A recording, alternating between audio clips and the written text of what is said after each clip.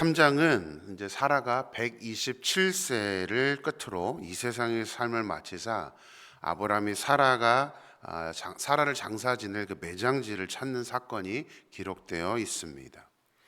우리 2절 말씀을 같이 한번 다시 읽어보겠습니다. 2절입니다. 같이 읽을까요? 사라가 가나안 땅 헤브론 곧 기럇 아르바에서 죽음에 아브라함이 들어가서 사라를 위하여 슬퍼하며 애통하다가. 자, 오늘 본문을 보면요, 도시 이름과 아주 구체적인 사건들이 이렇게 기록이 되어 있습니다. 근데 이제 많은 경우 그냥 지나칩니다. 우리가 알고 있는 땅이 아니기 때문에 성경이 왜 저렇게 헤브론이라는 이름, 또 곧 기럇 아르바다 뭐 이런 이름을 왜 기록했는지를 우리는 사실 별로 관심을 갖지 않습니다. 근데 중요합니다. 그 안에서 우리가 이제 메시지를 찾을 수 있어야 되는데요. 자, 성경은 사라가 가나안 땅 헤브론 곧 기럇 아르바에서 죽었다라고 기록을 하고 있습니다. 지도를 잠깐 제가 준비를 했는데 보이시려나 모르겠지만요. 지도를 보시면 헤브론은 예루살렘에서 남쪽으로 한 35km 정도 떨어져 있고요. 베들레헴에서는 약 19km 정도 떨어져 있는 도시입니다. 아브라함은 그 왼쪽 편에 있는 그 그랄이라고 제가 이렇게 표시를 해놨는데요. 아브라함 블레셋 땅이 그랄로 이주를 했다가 21장 창세기 21장을 보면 저 밑에 브엘세바라는 곳으로 다시 돌아오게 됩니다. 근데 이제 23장에 와서 사라가 헤브론에서 죽었다라고 표현한 것을 보면 그랄로 갔다가 브엘세바로 왔다가 다시 또 헤브론으로 이주를 했다는 것을 알게 됩니다. 자, 2절에서는 사라가 죽은 그 헤브론 땅이 기럇 아르바다라고 설명을 하고 있습니다. 그래서 히브리어를 보면 기럇이라는 단어는 성읍이라는 뜻입니다. 아르바는 사람 이름입니다. 다시 번역을 하면 아르바라는 사람의 성읍이다라는 뜻입니다. 그러면서 이제 궁금증이 생기죠. 아르바가 누군데 이런 이름을 사용을 했을까라는 것입니다. 여호수아 15장 13절을 보면 아르바가 누구인지 소개를 해주고 있습니다. 같이 읽을까요? 여호와께서 여호수아에게 명령하신 대로 여호수아가 기럇 아르바 곧 헤브론을 유다 자손 중에서 분깃으로 여분네의 아들 갈렙에게 주었으니 아르바는 아낙의 아버지였더라. 아르바가 누구라고요? 아낙의 아버지. 그럼 또 질문이 생기죠. 아낙은 누군데? 아낙이 누구죠? 유명한 사람입니다. 아낙은.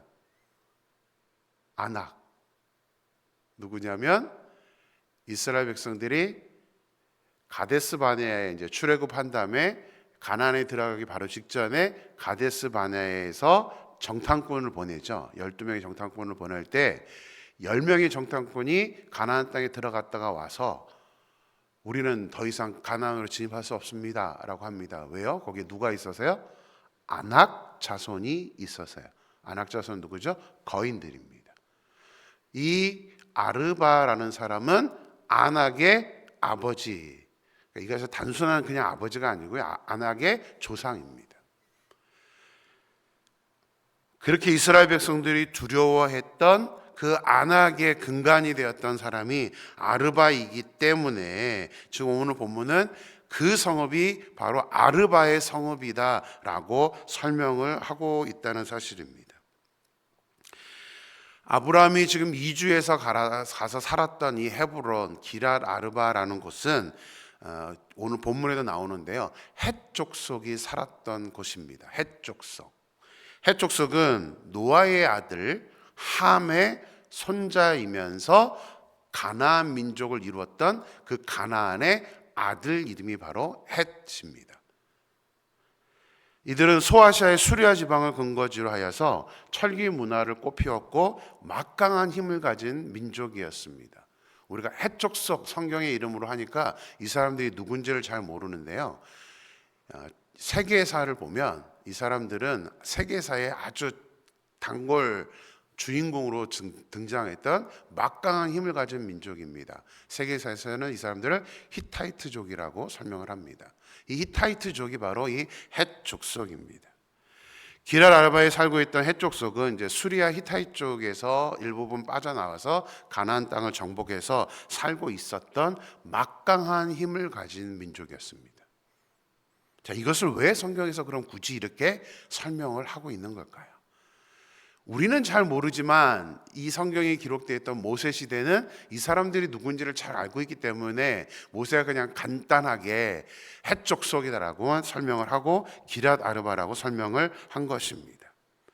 자, 아브라함은 오늘 보면 4절에서 뭐라고 밝혀 있냐면 이곳에서 정착해서 살고 있는 것이 아니라 나그네요 거류하는 자라고 설명을 하면서 이 헷 족속에게 이제 사라를 매장할 그 매장지를 좀 살려고 하고 있는 그런 상황에 놓여 있습니다.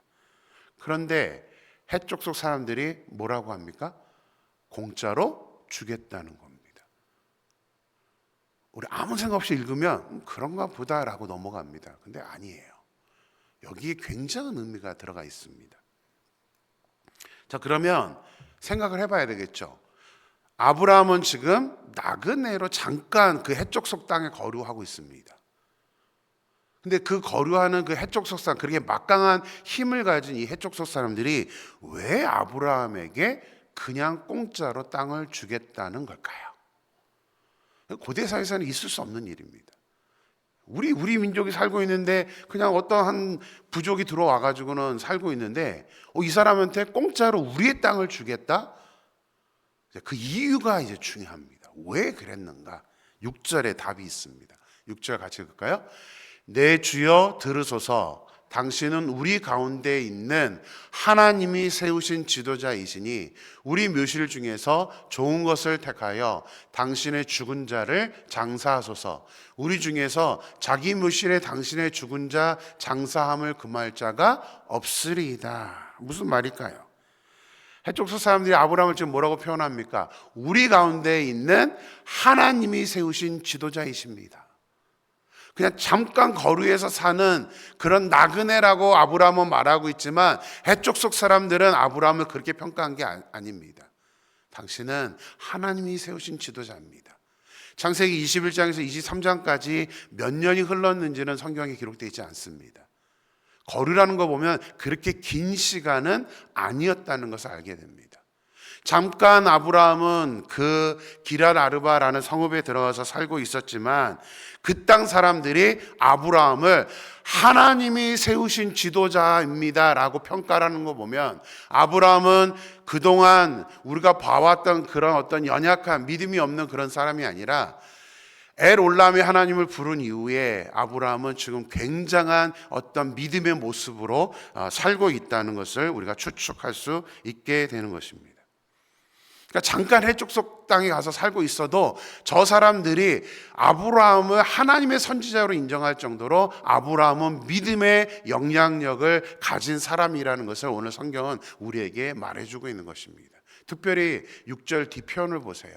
우리 중에서 자기 묘실에 당신의 죽은 자 장사함을 금할 자가 없습니다. 당신은 우리 족속 사람들 중에서도 우리 모든 족속 사람들이 똑같이 평가할 정도로 당신은 우리에게 선한 믿음의 영향력을 준 사람입니다. 당신은 다른 사람이에요. 정말 당신의 삶을 보니까 하나님이 세우신 지도자라는 것을 우리가 인정할 정도로 당신은 정말 축복된 믿음의 사람입니다라고 지금 헷 족속, 하나님을 알지 못하는 그 히타이 쪽 사람들이, 그 막강한 힘을 가진 사람들이 아브라함을 그렇게 평가하고 있다는 사실입니다. 하나님을 알지 못하는 사람들 사이에 우리가 살고 있습니다. 그렇다면 오늘 이 아브라함의 모습은 무엇이 믿음인가를 우리에게 말해주고 있는 겁니다. 무엇이 믿음을 가진 사람인가?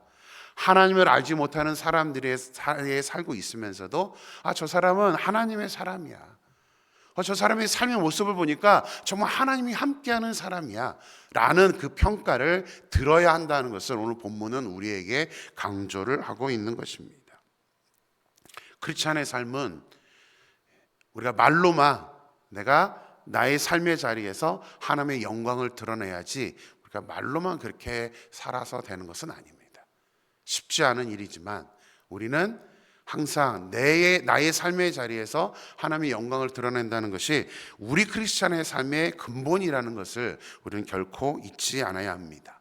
제가 아주 도전을 받았던 책이 있습니다. 제가 중국에서 사역을 했기 때문에 그런 것도 있지만 또 이분을 가까이서 뵀던 적이 있는데, 중국의 대사로 와서 오랜 기간 중국 대사로 사역하면서 중국에 많은 영향을 주었던 장로님이 계십니다.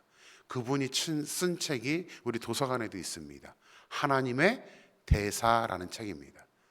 김하중 대사님의 책인데, 저는 그 책을 보면서도 저희 아이들에게도 자주 큐티하면서 그 얘기를 했습니다.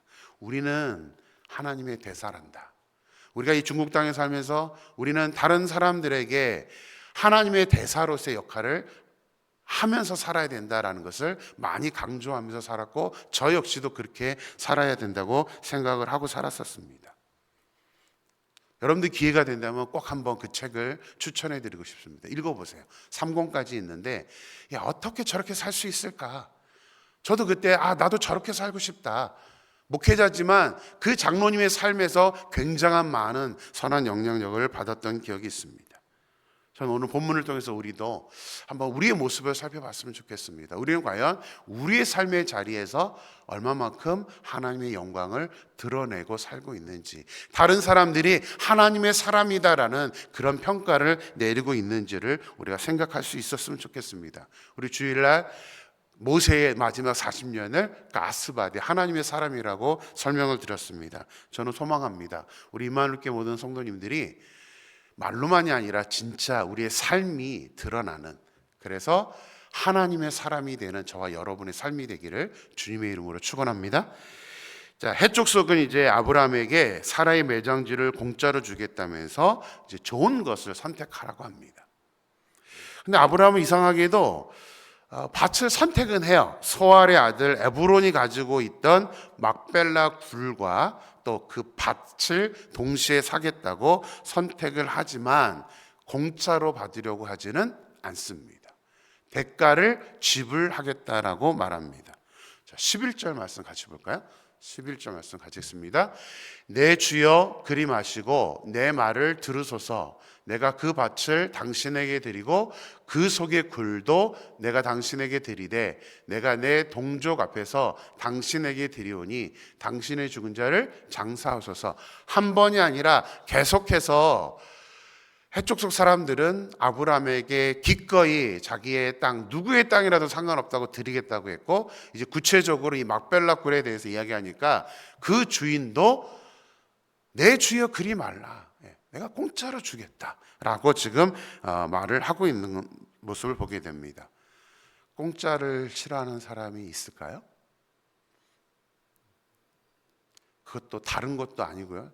저 사람들이 저렇게 애원하면서 공짜로 준다니까요, 그러면 좀 처음에는 아니에요 하다가도 공짜로 준다 그러면 우리의 심리는 뭐죠? 그럼 고맙습니다 하고 받는 게 일반적인 모습일 겁니다. 저도 그렇습니다. 저도 공짜 되게 좋아합니다. 근데 왜 아브라함은 공짜로 받지 않았던 것일까요? 얼른 받아도 사실은 아무런 문제가 되지 않는데 아브라함은 값을 지불하겠다고 합니다. 근데 사실 이 막벨라 굴 마므레가 이 밭의 값을 먼저 얘기를 합니다. 뭐라고요? 은 400세겔. 사실은 이게 해족속은 처음은 공짜로 주겠다고 했지만 은 400세겔이 가치를 따져보면 너무나 바가지 씌운 거예요. 엄청나게 비싸게 받았습니다. 여러분들이 이거를 그 단위가 얼마가 될지를 모르니까 제가 대충 한번 계산을 해보려고 합니다. 한 세겔은 무게의 단위인데 약 11.2g에 해당됩니다. 한 세겔인데요. 은으로 된 세겔은 이제 성경의 기록을 보면 신약 당시에는 저 가치가 얼마인지가 나옵니다. 일반 노동자의 4일 임금에 해당된다라고 성경은 표현되어 있습니다. 4일 임금. 그러니까 지금 구약 시대는 저 한 세겔이 얼마의 가치가 있는지 알 수는 없습니다. 이게 연구된 것도 없고요, 기록도 없습니다. 그래서 구약의 400세겔을 딱 얼마의 가치가 되는지를 다 평가하기는 조금 어렵지만 그래도 현재의 가치로 한번 환산을 해볼 수는 있습니다. 뭐 의미가 없진 하지만 그래도 대충 어느 정도의 가치인지는 신약 시대의 세겔을 기준으로 해서 한번 계산을 해 보겠습니다. 한 세겔이 4일치 임금이라고 그랬죠. 그럼 지금 하루의 임금을 우리 캐나다 달러로 한번 환산해 보면 한 100불이다라고 그냥 계산하기 편하게 해보면 4일치니까 한 세겔은 400불 정도 됩니다. 근데 지금 은 400세겔을 지불했습니다. 그럼 400 곱하기 400 하면 지금 캐나다 달러로 하면 16만 불 정도 됩니다. 지금 16만 불도 적은 금액은 아니죠. 근데 고대 시대의 이 정도 가치라는 것은 이것은 굉장한 값어치를, 굉장한 돈을 지불했다는 이야기입니다. 이것을 비교할 수 있는 자료가 있습니다. 우리 성경의 다른 부분에 밭을 사는 이야기가 몇 군데 기록되어 있는데 한번 잠깐 살펴보겠습니다. 예레미야 32장 9절을 보겠습니다. 같이 읽을까요? 내 숙부의 아들 하나멜의 아나돗에 있는 밭을 사는데 은 17세겔을 달아주되. 예레미야는 아브람 시대보다는 한참 뒤의 시대인데 17세겔이 얼마나 값어치인지는 모릅니다. 하지만 세겔이라는 단어는 있죠. 그러니까 예레미야 시대에 무엇을 샀다고 했습니까? 밭을 샀습니다. 그러니까 지금 아브라함이 막벨라 굴 밭을 산 것과 비슷한 수준입니다. 그런데 얼마를 줬다고요? 17세겔 줬습니다. 겨우 17세겔입니다. 값어치가 그중 한참 뒤인데도 그렇습니다. 또 있습니다. 사무엘하 24장 24절 같이 읽을까요? 왕이 아라우나에게 이르되 그렇지 아니하다. 내가 값을 주고 내게서 사리라. 값 없이는 내 하나님 여호와께 번제를 드리지 아니하리라 하고 다윗이 은 50세겔로 타작마당과 소를 사고. 다윗 역시 이 땅을 살 때, 이 타작마당을 살 때 공짜로 사지 않습니다. 공짜로 주겠다고 했는데도, 아라우나가 그랬는데도 불구하고 값을 지불해 주는데 무엇을 샀죠? 타작마당과 그 다음에 솥까지 샀는데도 얼마 지불했다고요? 50세겔을 지불했습니다. 한 군데만 더 보겠습니다. 열왕기상 16장 24절입니다. 같이 읽을까요? 그가 은 2달란트로 세멜에게서 사마리아 산을 사고 그 산 위에 성읍을 건축하고 그 건축한 성읍 이름을 그 산 주인이었던 세멜의 이름을 따라 사마리아라 일컬었더라. 자, 여기서는 사마리아 땅 한 성을 사는데 밭이 아닙니다. 한 성, 한 산을 사는데 은 2달란트를 지불했다고 합니다. 한 달란트는 6,000세겔입니다. 그럼 2달란트면 12,000세겔. 물론 많지만 400세겔과 비교했을 때 밭 하나를 사는데 400세겔을 지불했는데 한 성읍을 사는데 12,000세겔을 지불했다는 것입니다.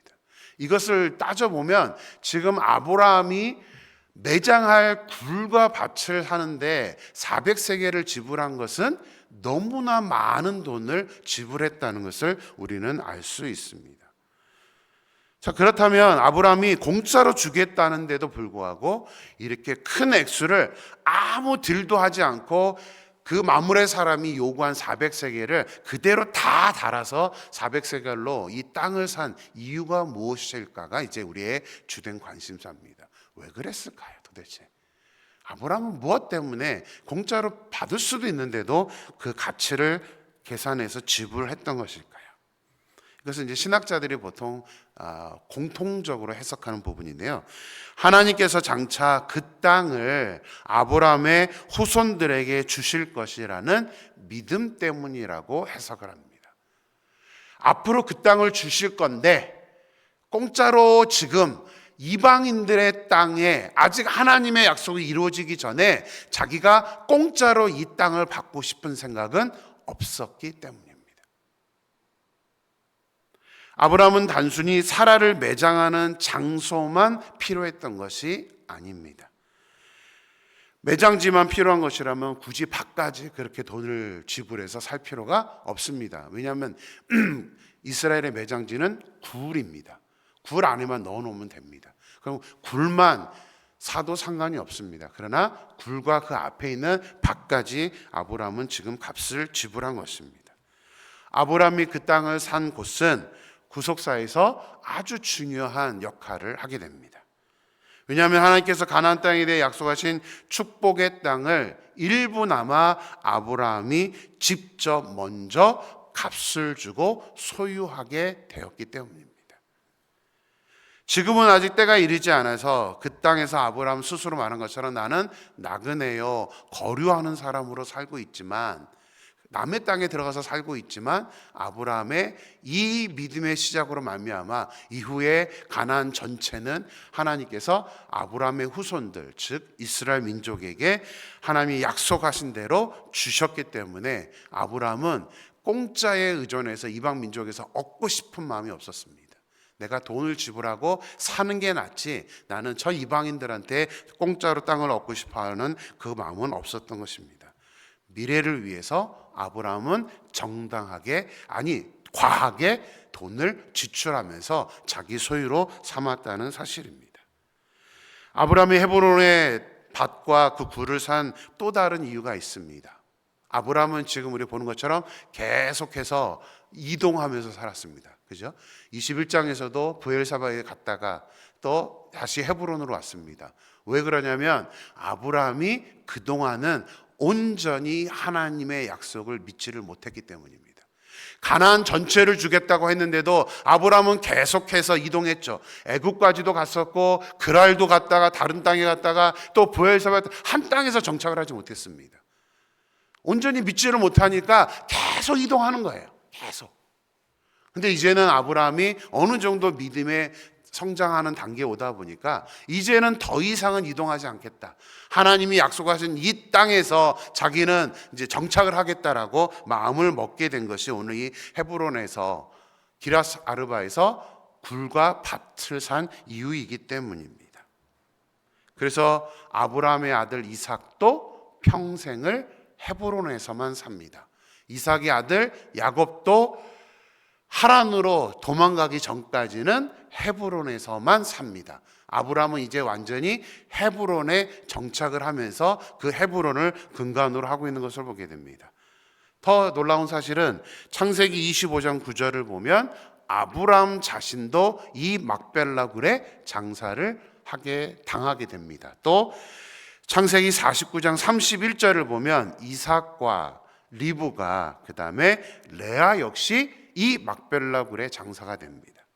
창세기 50장 13절을 보면 야곱이 죽은 후에 이제 요셉이 자기의 시신을 이제 가지고 갔다가 애굽에서 돌아오면 자기를 고향 땅에 묻어달라고 하죠.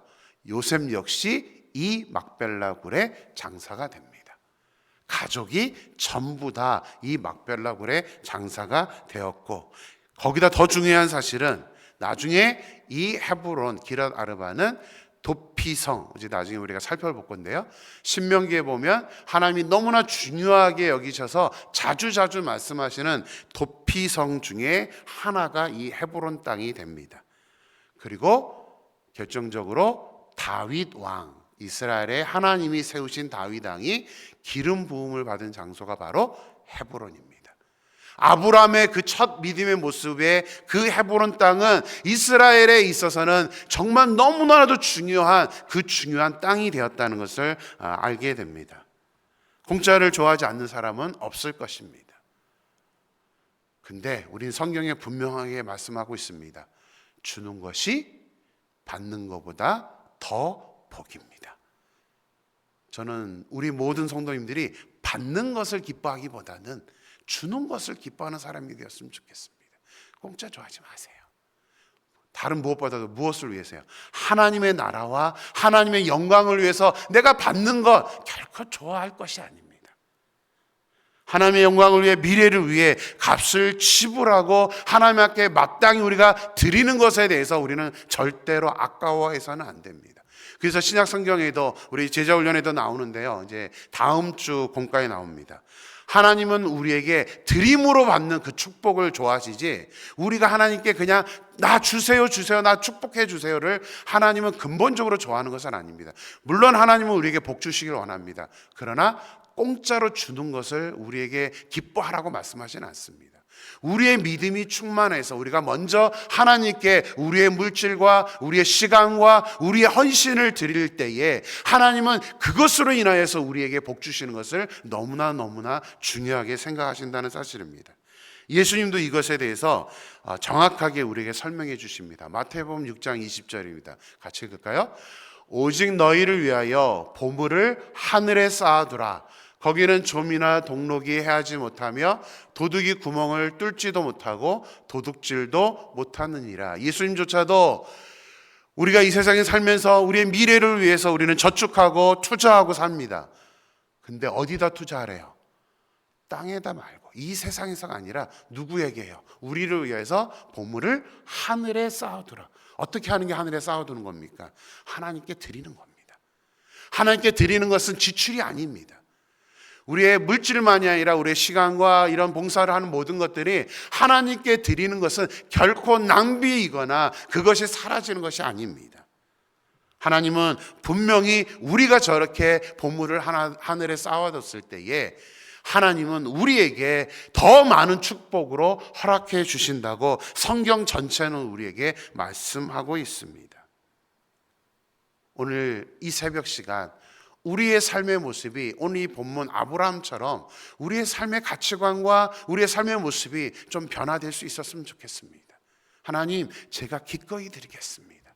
오늘 찬송가 불렀죠. 내게 있는 모든 것을 아낌없이 드리네. 그냥 노래로서가 아니라 하나님, 제가 아낌없이 하나님께 드리는 사람이 되게 해주세요. 저희 것을 사용해 주세요. 그렇게 우리가 고백하면서 이 세상에서 하나님의 대사처럼 정말 다른 사람들에게 저 사람은 정말 하나님의 사람이구나, 어떻게 저렇게 살 수 있지라는 그런 평가를 들으면서 살 수 있는 저와 여러분, 무엇보다도 좋은 투자자가 되었으면 좋겠습니다. 이 세상에서의 투자만 하지 마시고 저 보물을 하늘에 투자할 수 있는 그런 좋은 투자자가 되는 저와 여러분이 되기를 주님의 이름으로 축원합니다. 기도하겠습니다. 하나님 감사합니다. 오늘도 이 새벽 시간 저희들을 깨워주시고 주님 앞에 나오게 하여 주심에 감사합니다.